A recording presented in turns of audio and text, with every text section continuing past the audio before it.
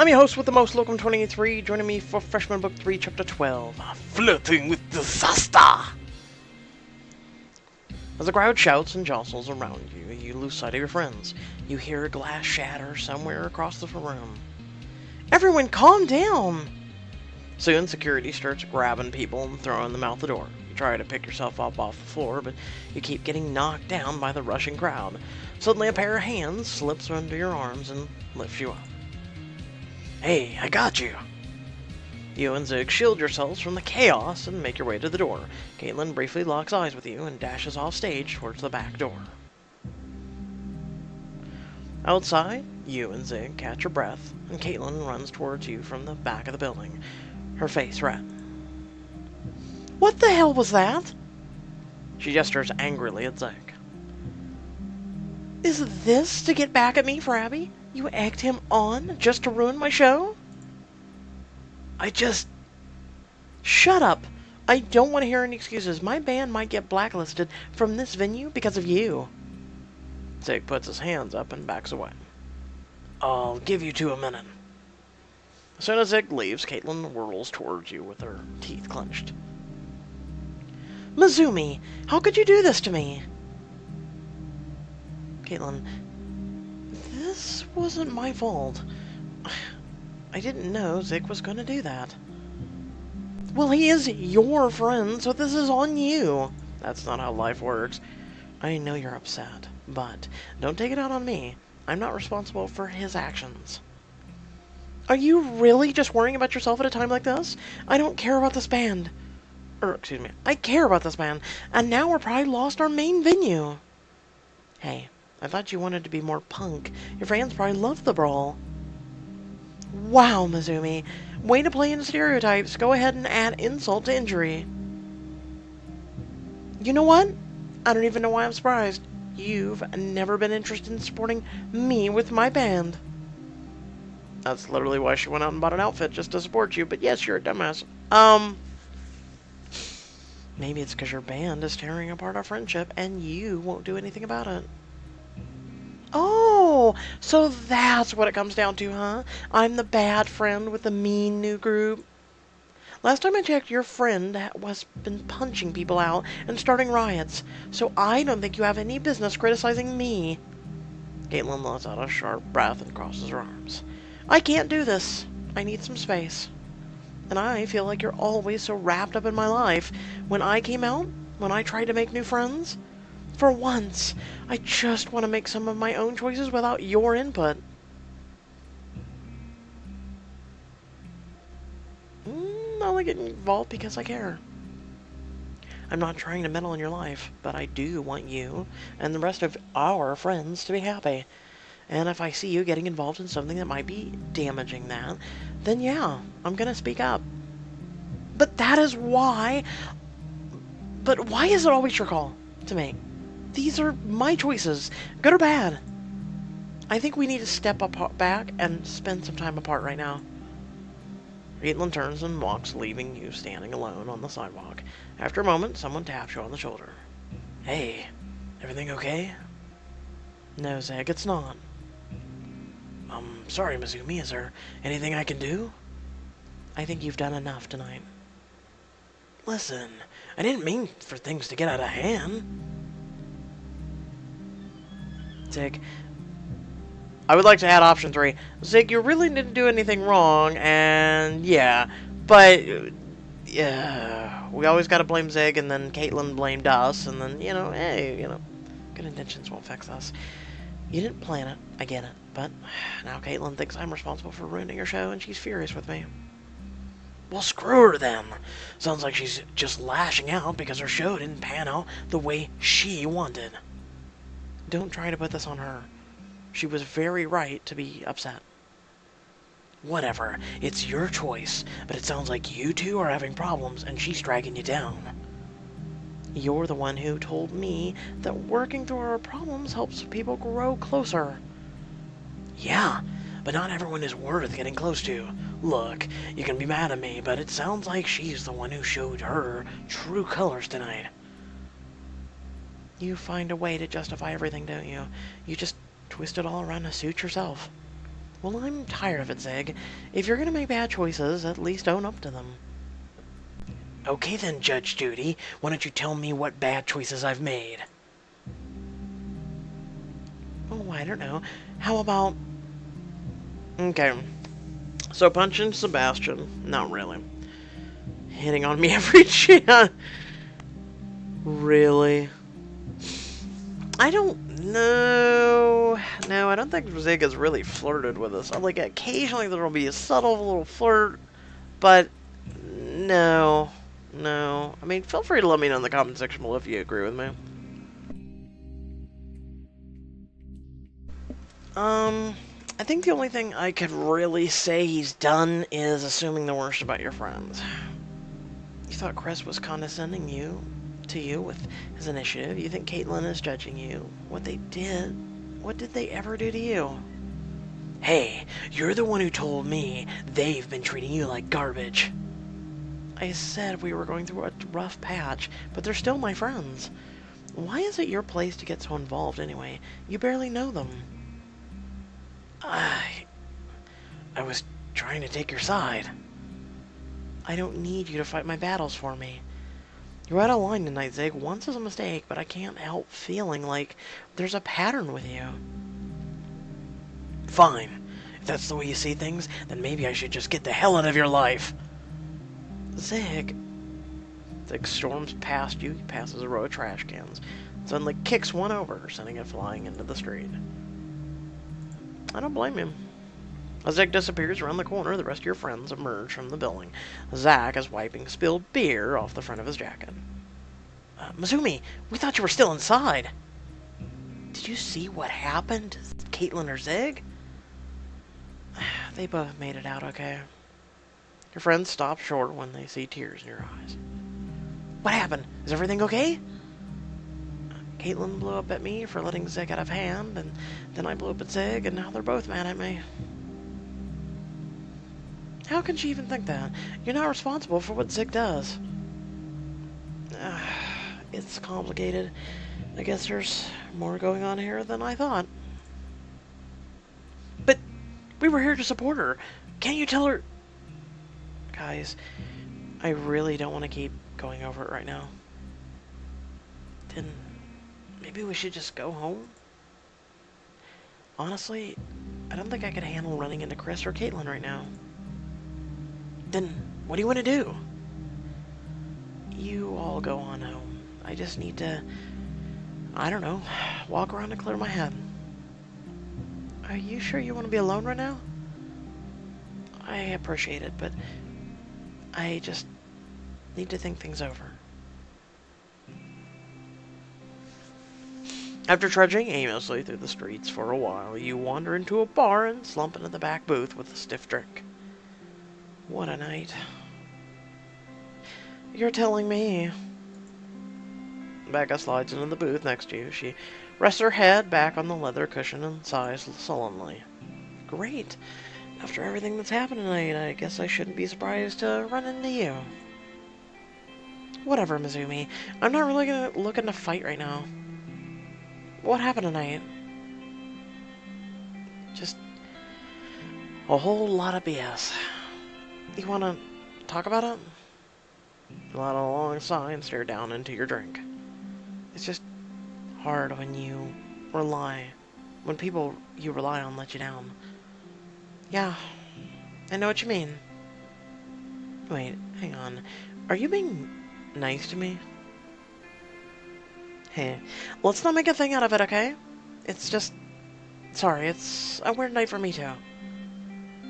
You raise your glass in a toast. To weird nights, then. Becca smiles weakly. So, what's up with you tonight? Are you all dressed up for a party? Not really. I've just been out clubbing all night and looking for a distraction, I guess.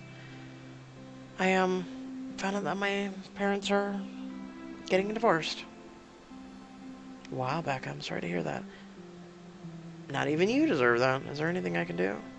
Look, I know we haven't always been on the best of terms, but if there's some way that I can help... Unless you have a marriage counseling license, I doubt it. I just mean if you need to talk to anyone. I know I'm probably not the first choice, but I'm here. Tonight must be a really messed up night if we're both sitting here waving a white flag. Weirdly enough, I actually do feel a lot better just telling someone.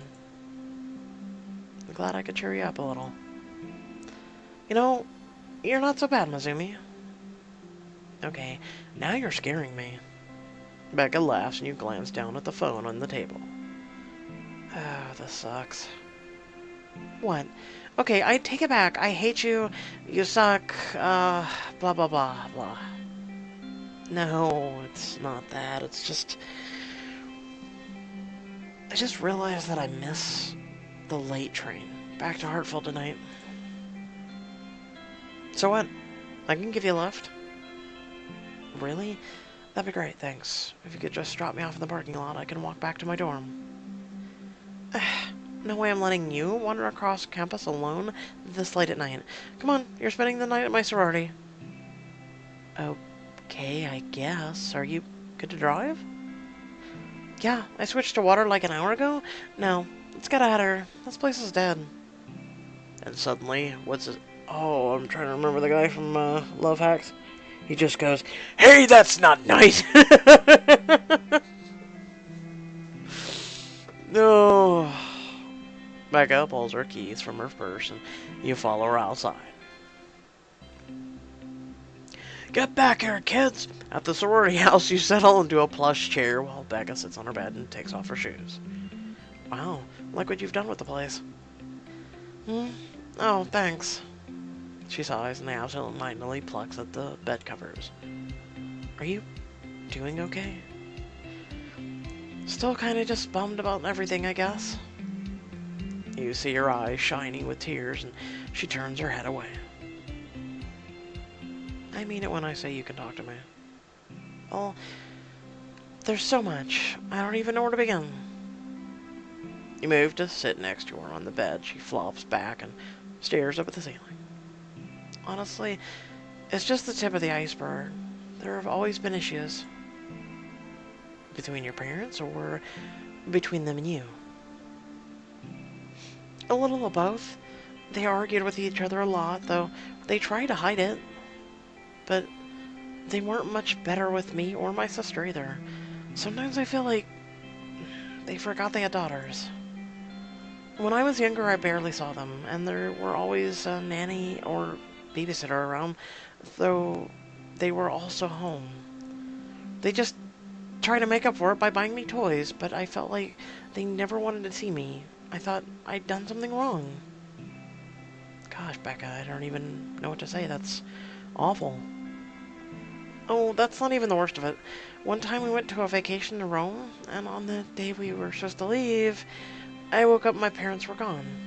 I couldn't even speak a word of Italian, and I wandered in the lobby crying.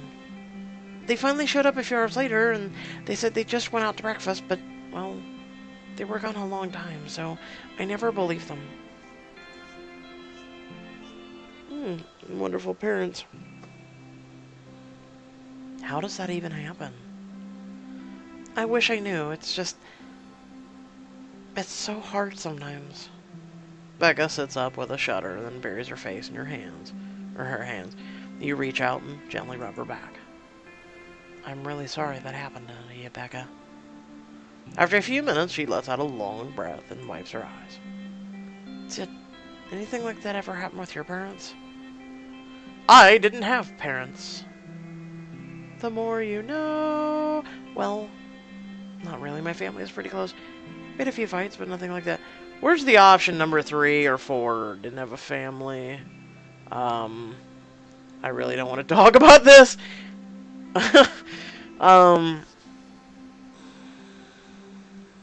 So right now, this isn't me. This is just me picking whichever I feel the MC has. We had a few fights. My dad lost his job last year, so we had a couple of arguments about money. But even through the hard times, I knew that my parents loved me. See, with my family, even when things seem fine, it always feels like there's something missing. Well, I guess college is kind of distancing yourself from your family and growing into your own person. We can't choose our families, but we can find people who care about us and surround ourselves with them.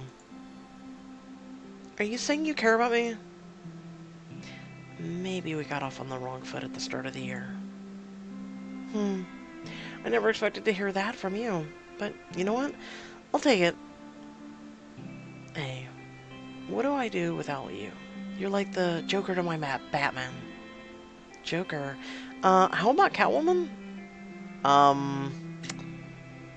No. No. Don't tell me you have a cat suit lying around here. Maybe I do. And if you're really nice, maybe I'll even show it to you sometime.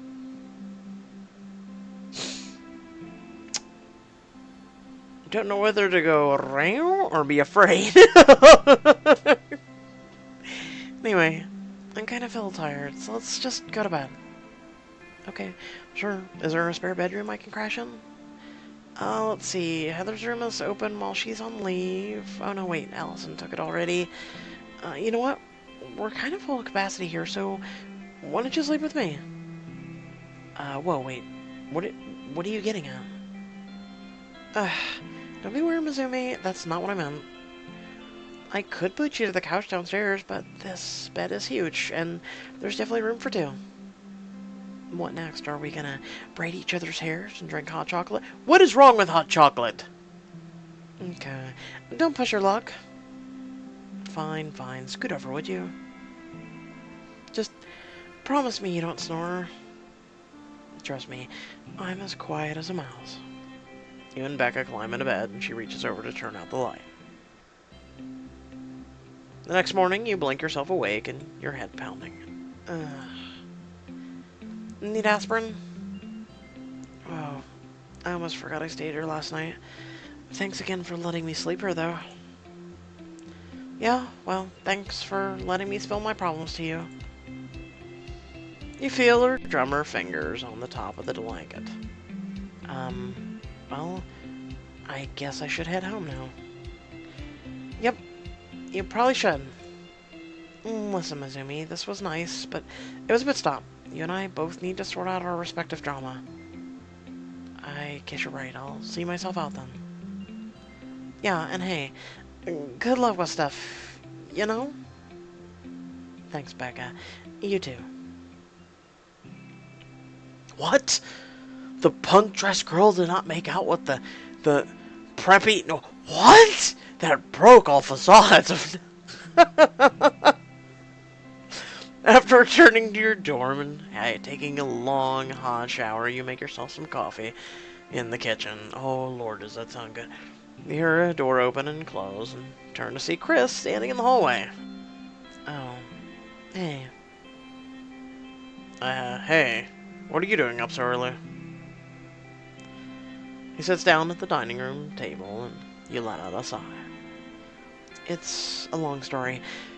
I didn't wake you up, did I? No, I was already up. I couldn't sleep. I was thinking about last night and what you said.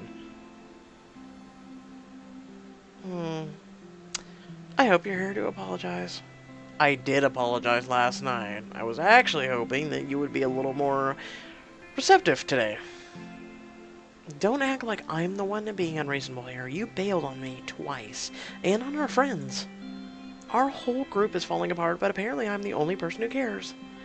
You know what? Just forget about it. The concert was a disaster anyway. Mizumi. You storm past him and return to your room, locking the door behind you. Bye, Felicia. I'm serious. Right now in my mood? No. Bye, Felicia. You sing it in the desk chair, burying your face in your hands. After a while, you take a deep breath. What would Professor Vasquez tell me if he were here right now? Mizumi, why are you sitting around wallowing? This is narrative gold. You boot up your laptop and open your file for Vasquez's book. And scroll to the bottom where a blank page awaits. I don't even know where to start. Tentatively, you begin typing. She sat alone in her bedroom, angry at the world. Everything was going wrong. She just wanted someone to be on her side. Your vision blurs as hot tears well up in your eyes, and you close the document without saving. I can't handle this right now. You pull out your phone and begin typing up a text to James. You awake? I know it's early in California, but I really need someone to talk to. You send the message and lean back in your chair. After a moment, your phone buzzes. Sure thing. Give me 10 minutes and I'll get on video chat. Soon, you're filling James in on the events of the last few hours. So, after all that, I just came back to my room and tried to work on Vasquez's book, but I didn't get very far. Well, I can't blame you. After a night like that, I'd imagine you'd need some time to process. I guess I should have seen this brewing. Caitlin and Chris growing more distant, Zig getting into trouble. But I'm happy that you're listening this time, at least. Yeah, I'm really sorry about last time. I've been feeling rotten about it. But you've got my full attention now. Is there anything I can do to help? Yeah, I could use some writing tips. Do you have any advice for all this drama? Come back to Hartfeld? Okay.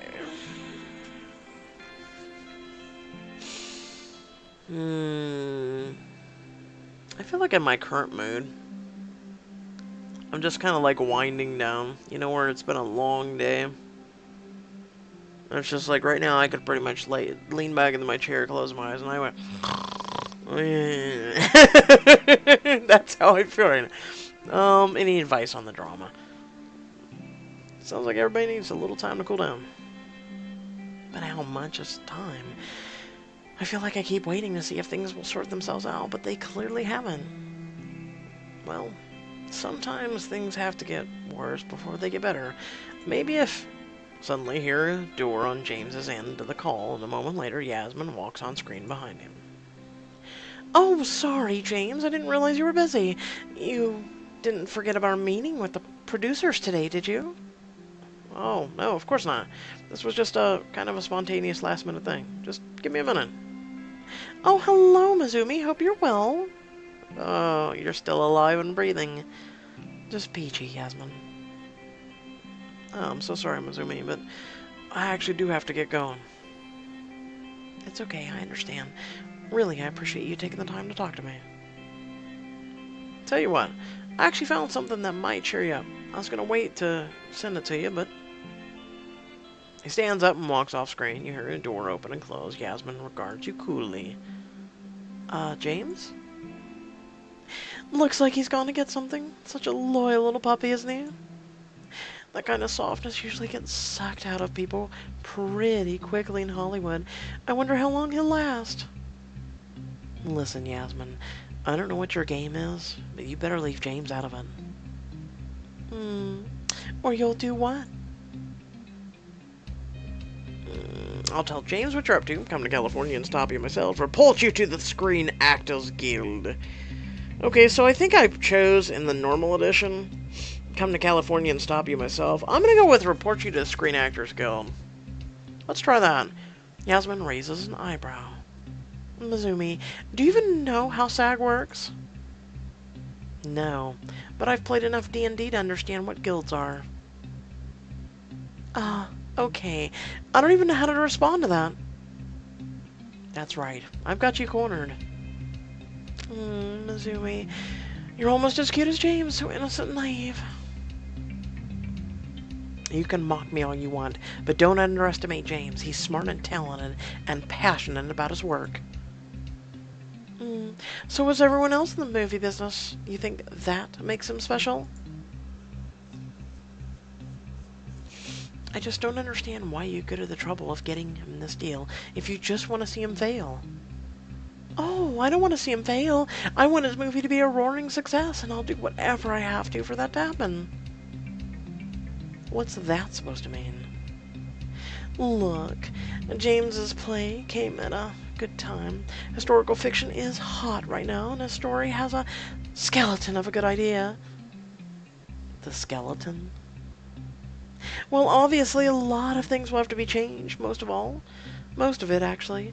I think we'll keep a few characters, but by the time the movie is finished, it will hardly resemble James's original script. Does James know about this? Why spoil the fun? He's having such a good time after all, and maybe soon he and I can have some fun of our own. God, I wish you'd, like, choke on air. Like, ugh. Just, like, literally just suddenly become allergic to air and you can't.